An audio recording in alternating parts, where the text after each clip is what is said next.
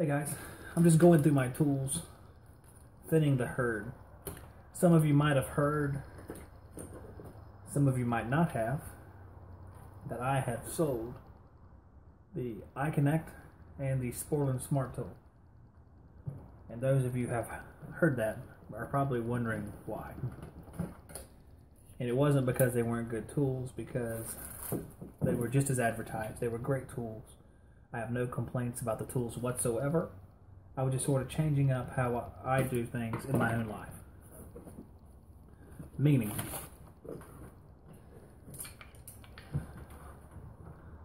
I'm moving into a new home, leaving the home that I've rented for the past year.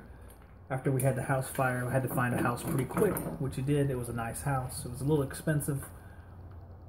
I'm the only one who works in my home. My wife doesn't work because she can't drive due to a medical condition. So I started thinking to myself that all these tools, all this stuff that I was trying to acquire, iManifolds, iConnects, all this crazy stuff, how much of it was really completely necessary? And how would it be to trim the fat a little bit as far as only going back to the essential tools that I need to do my job properly? The iConnect is a fantastic tool. Look at that. I'm glad I found my 5/16 chuck. I needed that. Beside the point. The iConnect is a great tool. The iConnect gives you a ton of information. There's no argument about it. It is fantastic. For people that actually require reporting features at their jobs, like let's say Owen Sampson over there in the UK, who has very critical systems he works on, the reporting feature is probably fantastic, works great for him. Where I live, I don't do a whole lot of reporting. Even when I was going to try to start doing it, to get kind of fired up about it, I never really got into it because where I live is not an affluent area. I live in Pender County, North Carolina. With my lighter. I don't smoke, I use it for heat shrink. Quit smoking 8 years ago. Where I live is not an affluent area. In fact, the western half of Pender County is one of the poorest areas of our state. And that's actually where I first bought a house about 13 years ago, was in that area. So,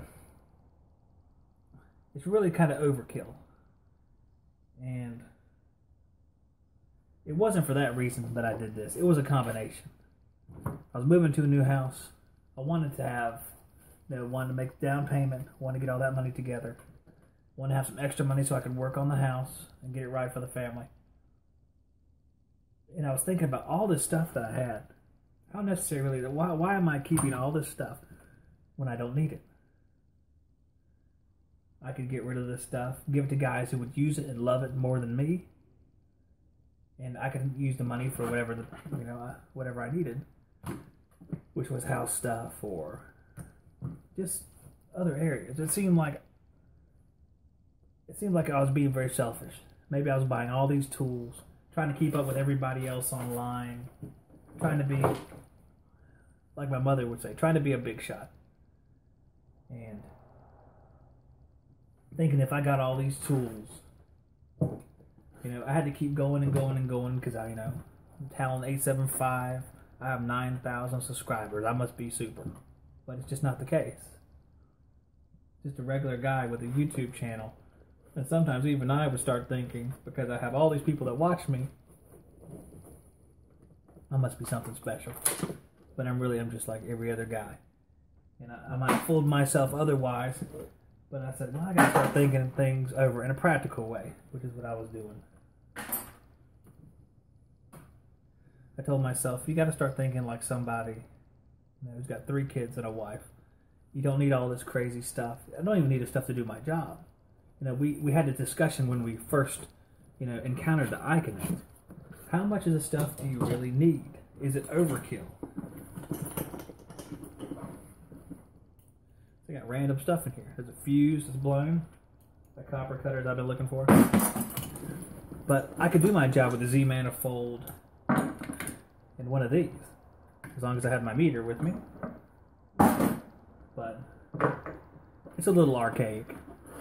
So what I did was I saw Ross the Kicker's video he did either this morning or yesterday, where he was using a Robinair digital gauge that had the pressure temperature correlation on it.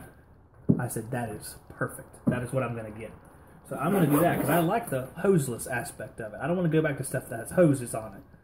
I want to stick to the single gauge like the Z Manifold, except I'm going to upgrade it to a digital version. Because one of the things I am good at, and the list is short, is math. So it doesn't bother me to have to do calculations quickly in my head looking at that gauge. I'm really sort of good in that area. So I said, well, I could stick to these gauges, use something that costs a lot less, and sell these things to somebody who might need them a whole lot more. So that's what I did. So I'm going to keep it simple. And one of my favorite movies is Courageous. It's a Christian movie.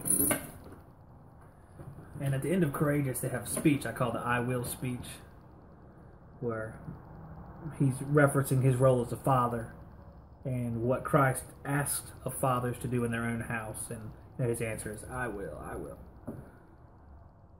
But he talks about how your job and your hobbies have no eternal value. And it hits a chord with me every time I hear it. You know, I sit there and I every time I hear it, it's like the first time I heard it. You know, you have a rush over your body. And I say, well, you know, he's exactly right.